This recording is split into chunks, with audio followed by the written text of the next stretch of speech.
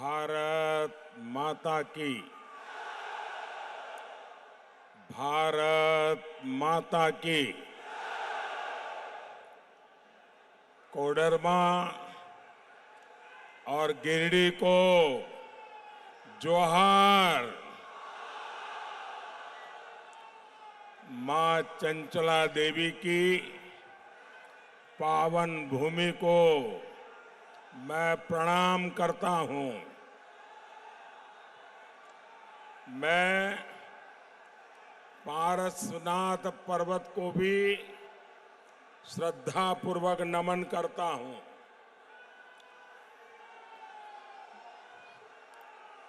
हम बचपन से एक नाम हमेशा सुनते आए। जब रेडियो का जमाना था, झुमरी तलैया। झुमरी तलैया का नाम पूरा हिंदुस्तान जानता है। मैं तो देशवासियों को कहूंगा कि आपने जितना झुमरी तलैया का नाम सुना है, उससे भी अधिक हमारा झुमरी तलैया सुंदर है।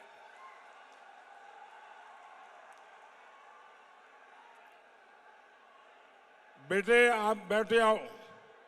थक जाओगे बेटा, थक जाओगे।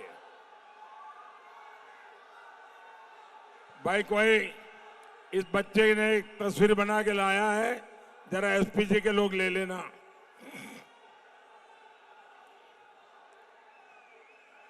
बेटा, पीछे अपना नाम पता लिख देना।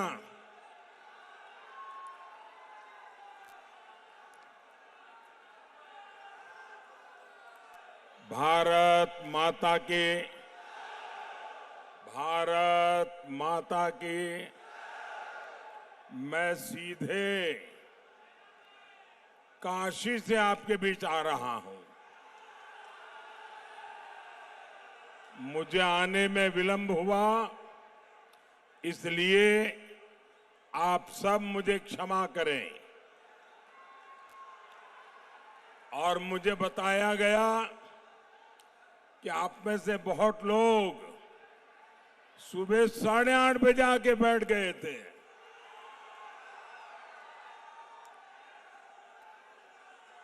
मैं काशी से भगवान विश्वनाथ का, भोले बाबा का आप सबके लिए आशीर्वाद लेकर के आया हूं।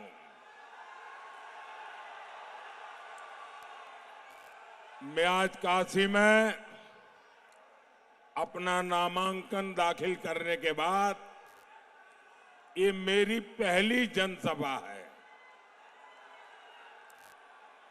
और मैं देख रहा हूं कि काशी हो या कोडरमा या गिरिडीह, एक ही बात गूंज रही है। फिर एक बार, फिर एक बार, फिर एक बार। साथियों,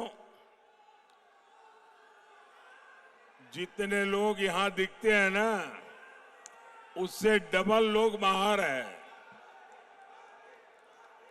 ये आपका प्यार, ये आपके आशीर्वाद, ये आपका उमंग, मैं आपको शत शत नमन करता हूं। साथियों, काशी के लिए मैं पीएम नहीं, एमपी हूं। कोडरमा और गिरिडीह वालों को भी यही समझकर वोट डालना है। मोदी ही आपका एमपी है, मोदी ही आपका पीएम है।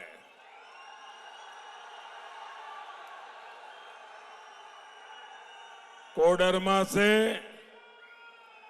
बहन अन्नपूर्णा देवी और गिरिडीह से आजसू के हमारे साथी श्री चंद्रप्रकाश चौधरी जी, इन दोनों को आप भारी बहुमत से जिताकर दिल्ली भेजिएगा।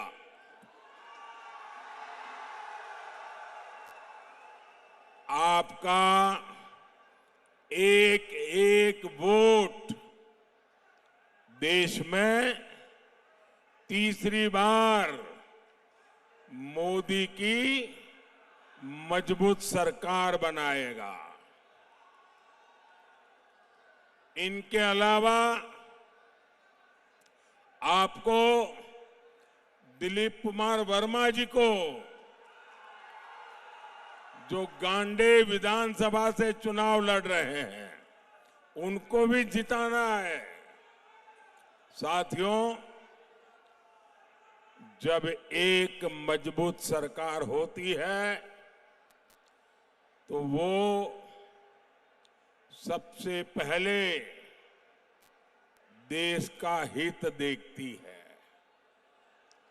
देश के लोगों का हित देखती है।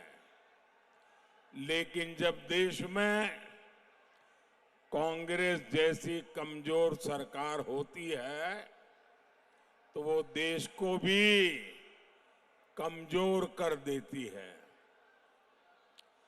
ऐसी कमजोर सरकार कभी भी देशवासियों का भला नहीं कर सकती। कोडरमा और इस क्षेत्र के लोगों को इन्होंने दशकों तक कमजोर सरकारों का रवैया देखा है। कांग्रेस की कमजोर सरकारों ने देश को नक्सलवाद की आग में झोंक दिया और नक्सलवाद ने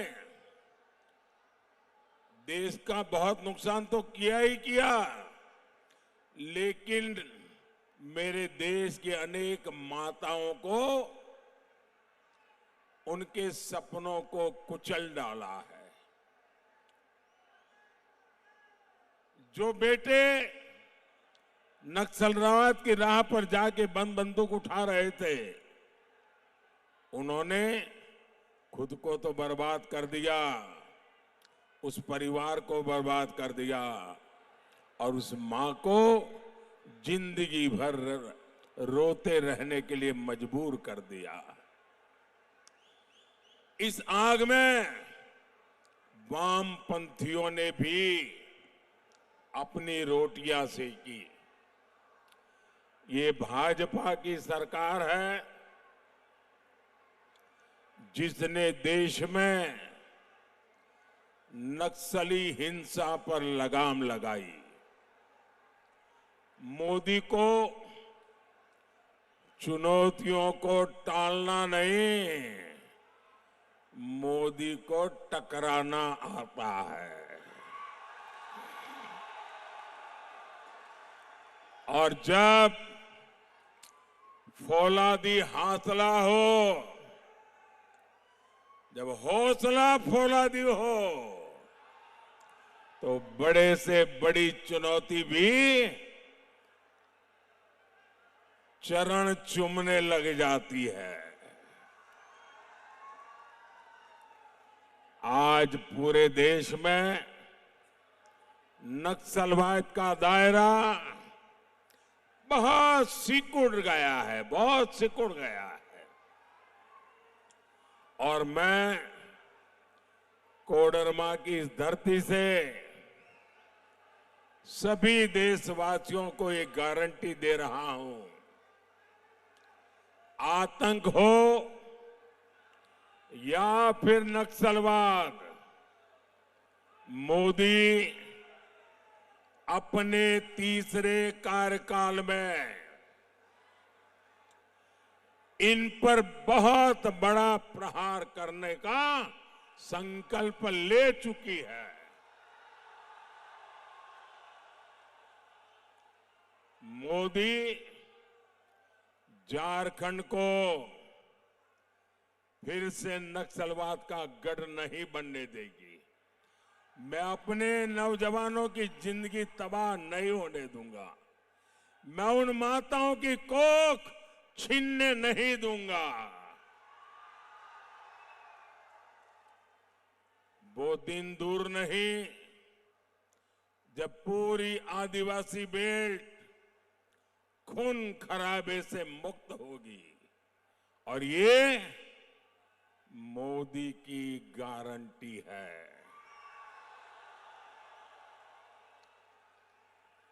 साथियों,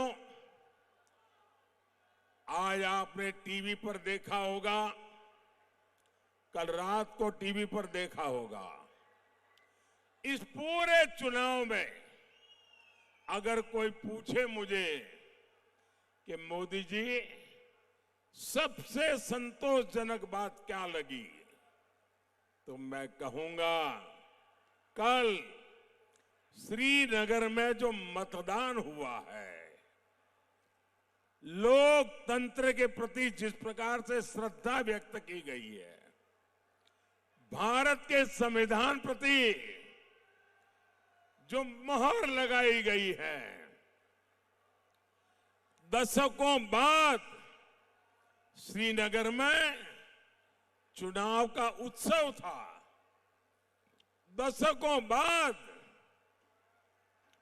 श्रीनगर के चुनाव में इतना भारी मतदान हुआ और लोग उमंग और उत्साह से भरे हुए थे, और लोग कह रहे थे कि 370 जाने के कारण ये संभव हुआ है। लोग कह रहे थे मोदी के आने के बाद संभव हुआ है। इस एक घटना से ये बात साफ हो जाती है कि मोदी के काम की दिशा सही है और मोदी के प्रयास सही परिणाम लाते हैं। ये श्रीनगर का कल का मतदान पूरे देश के लिए संतोष का, उमंग का, उत्साह का अवसर है। और इसलिए भाइयों बहनों, मेरे लिए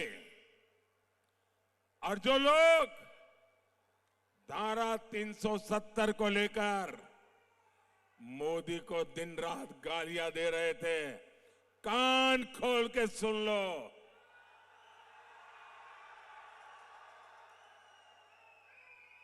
ये धारा 370 की दीवार हटी है, हमारे दिलों को जोड़ दिया है। हमारे सपने, हमारे अरमान एक साथ आगे बढ़ रहे हैं।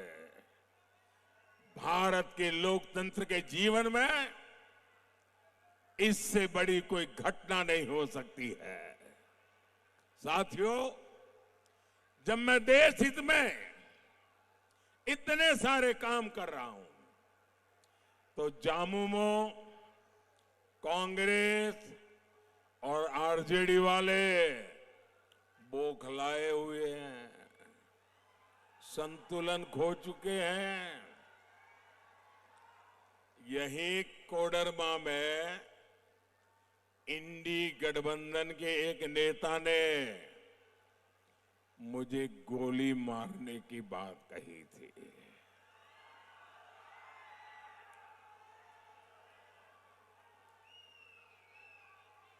ये जो गोली मारने के सपने देख रहे हैं ना, जो मोदी के कब्र खोदने के सपने देख रहे हैं, जरा यहां आइए, ये नजारा देखिए, ये माताओं बहनों का प्यार देखिए। ये गोली मारने वालों, यही मेरा सुरक्षा कवच है, यही मेरा सुरक्षा कवच है। यही लोग मोदी को जीने की ताकत देने वाले लोग यहां बैठे।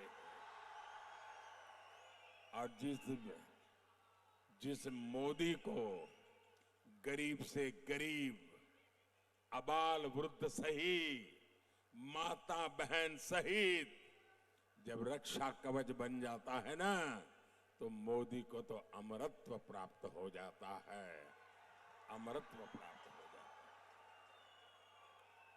साथियों, मैं किसी राजघराने में पैदा नहीं हुआ हूं, मैं किसी शाही परिवार में पैदा नहीं हुआ हूं, और न ही मेरे पिता किसी गांव के चुनाव में प्रधान भी बने हैं। मेरे परिवार का कोई चुनाव तक नहीं लड़ा है। मैं गरीब मां का बेटा हूं। चाय बेचते बेचते यहां पहुंचा हूं, और आपने मुझे पहुंचाया है। और इसलिए किसी को अच्छा लगे, किसी को बुरा लगे, मैंने गरीबी देखी है, मैं गरीबी को जिया हूं, और जो मुसीबतें मैंने झेली हैं, मैं मेरे देश के गरीबों को उससे मुक्ति दिलाना चाहता हूं। और इसलिए मोदी का मंत्र है, वंचितों को वरीयता। जिन्हें पहले कोई पूछता तक नहीं था, मोदी उन्हें पूजता है, भक्ति भाव से पूजता है। पहले आपके इलाज की, सस्ते इलाज की किसी ने चिंता नहीं की। हमारे परिवारों में तो अगर कोई मां बीमार हो जाती है, कितनी ही पीड़ा क्यों न हो, वो कभी घर में किसी को बताती नहीं है। वो दर्द सहती है, पीड़ा सहती है। एक मिनट भैया, प्लीज मुझे बोलने दीजिए। वो दर्द सहती है, पीड़ा सहती है, लेकिन अपने परिवार में किसी को अपनी बीमारी के विषय में बताती नहीं है, क्योंकि उसके मन में एक ही भाव रहता है कि अगर परिवार में सबको बीमारी का पता चल जाएगा तो इलाज कराने का खर्चा कहां से लाएंगे, ये लोग कर्ज में डूब जाएंगे। अरे मैं 2-4 साल मुसीबत झेल लूंगी, फिर चली जाऊंगी, लेकिन मैं बच्चों को कर्जदार नहीं बनाना चाहती। मेरे देश की हर माता यही सोचती है। लेकिन माताएं बहनें, अब आपको दर्द छिपाना नहीं है, अब आपको पीड़ा नहीं सहनी है। अब दिल्ली में आपका बेटा बैठा है,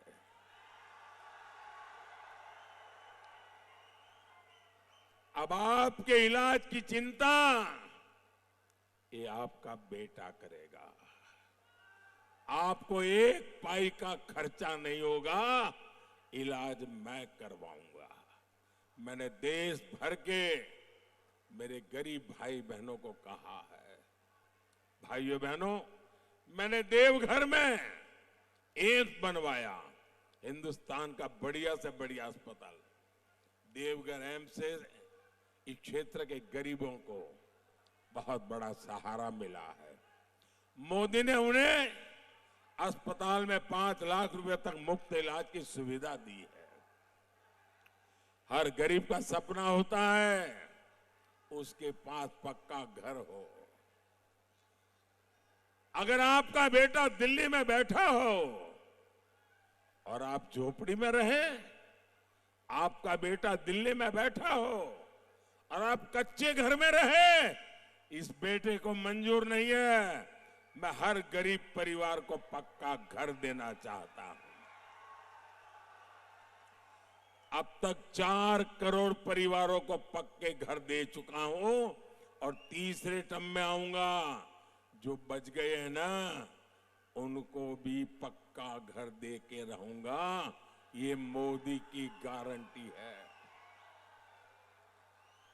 मोदी ने कोडरमा, गिरिडीह में गरीब परिवारों को 1.25 लाख से ज्यादा पक्के घर बना के दिए हैं।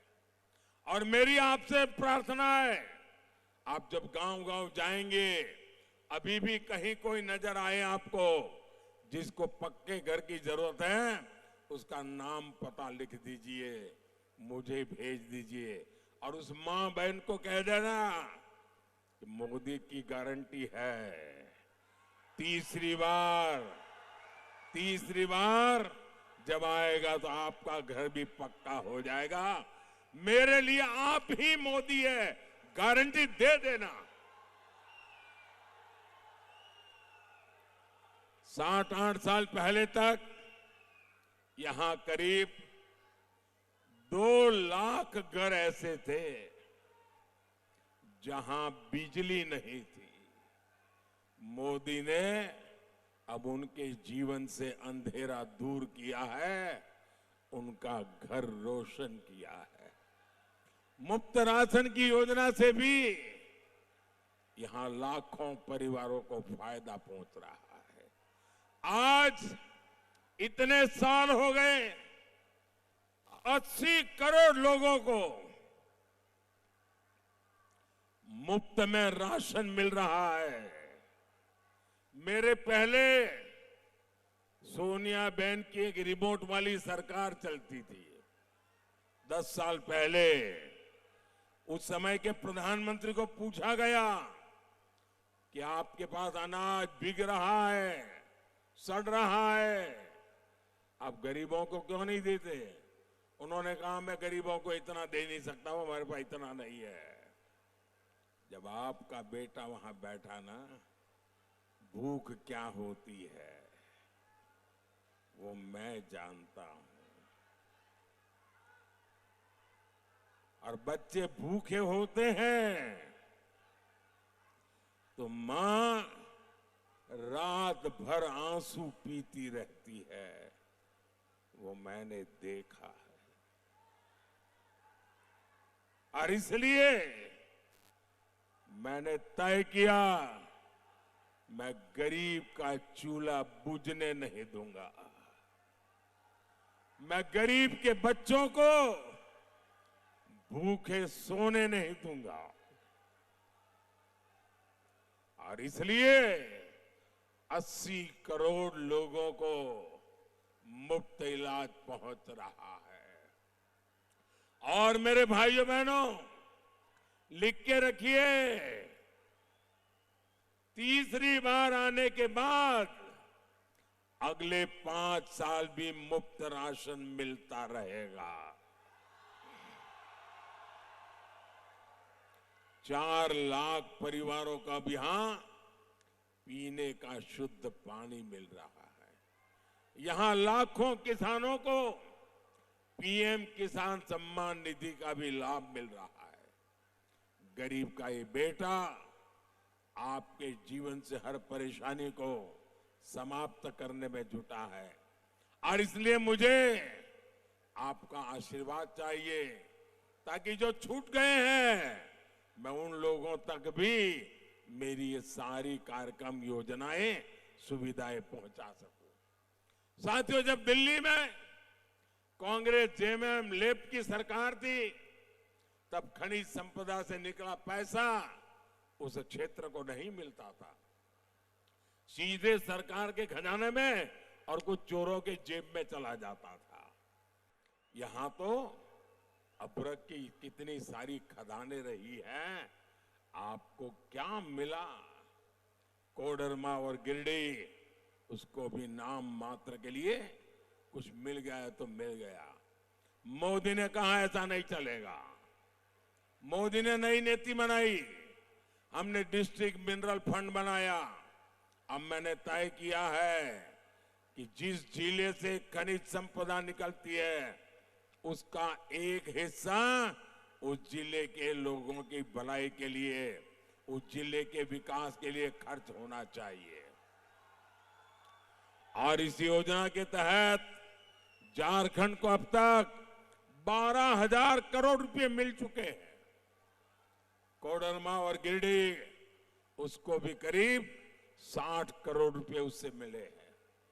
ऐसे काम तभी होते हैं जब आपके लिए संवेदनशील हो, ऐसी सरकार हो, आपकी परेशानियों के प्रति जो खुद परेशान होता हो, जिसको आपकी परवाह हो, तब होता है। भाइयों बहनों, मैंने लाल किले से कहा था और मैंने डंके की चोट पे कहा हुआ है, छुपा करके नहीं कर रहा हूं। मैंने कहा था मैं भारत को भ्रष्टाचार, परिवारवाद और तुष्टीकरण से मुक्त होना के लिए अपना जीवन खपा दूंगा। जेएमएम, कांग्रेस, लेफ्ट, इंडी गठबंधन इन सारी बुराइयों का सबसे बड़ा मॉडल है। आपने देखा यहां कांग्रेस के एक मंत्री के कर्मचारी और कर्मचारी का नौकर, उसके घर में से नोटों के पहाड़ निकल रहे। भाई, ये नोटों के पहाड़ इतने बड़े हैं कि गिनते गिनते मशीन हाँफ जाती है। मशीन, मैंने तो मेरे जीवन में कभी नोटों का ऐसा ढेर आंखों के सामने देखा नहीं, पहली बार टीवी पे देख रहा हूं। इसके पहले कांग्रेस के सांसद के घर से नोटों के पहाड़ निकले, ये भी पूरे देश ने देखा। मुझे बताइए, ये सारे जिनके यहां से पैसे निकल रहे हैं, ये किसके करीबी है? अफसरों के घर से पैसे निकले, वो भी उनके खासम खास। नेताओं से यहां निकले पैसे, वो भी उनके खास। नौकरों से पैसे निकले, वो भी उनके खास। मतलब ये इनके सिर पर किसका हाथ है भाई? यही तो लोग है ना। ये जो भी करते हैं वो शाही परिवार के इशारे से करते हैं। आपके गांव की सड़कें, पुल, नहरें नहीं बनी, वो आज भी खस्ता हाल है, क्योंकि वो पैसा मंत्री जी के यहां पहुंच जाता है, उनके कर्मचारी के यहां पहुंचता है, उसके नौकर के यहां पहुंचता है। साथियों, ये तो अभी शुरुआत है। मैं तो और ज्यादा खजाने खोजने वाला हूं। मैं चोरों को नींद से सोने नहीं दूंगा। मैं उनकी नींद तो उड़ा दूंगा, उनके खजाने भी खाली करके रखूंगा। ये पैसे आपके हैं, इन पैसों के मालिक आप हैं। कोई चोरी लूट नहीं कर सकता है। मोदी इन पर कड़ी कार्रवाई कर रहा है और इसलिए ये मोदी को गोली मारने की बातें करते हैं, मोदी को गोली गालियां देते हैं। साथियों, झारखंड में आज अपनी आस्था का पालन करना मुश्किल हो गया है। हमारे आराध्यों की मूर्तियां तोड़ी जा रही है।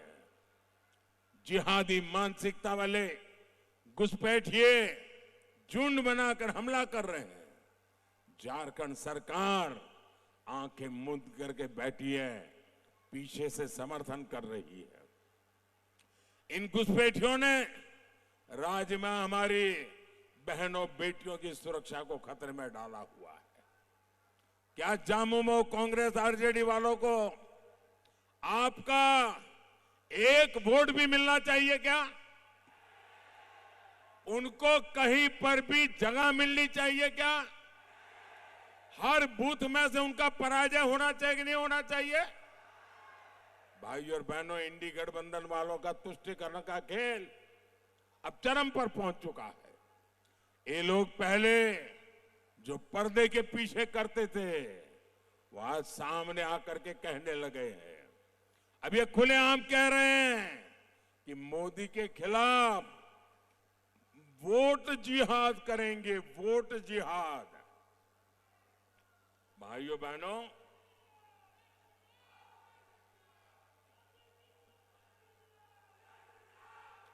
साथियों, 500 साल के बाद 500 साल के बाद अयोध्या में हमारे राम जी भव्य मंदिर में विराजमान हुए।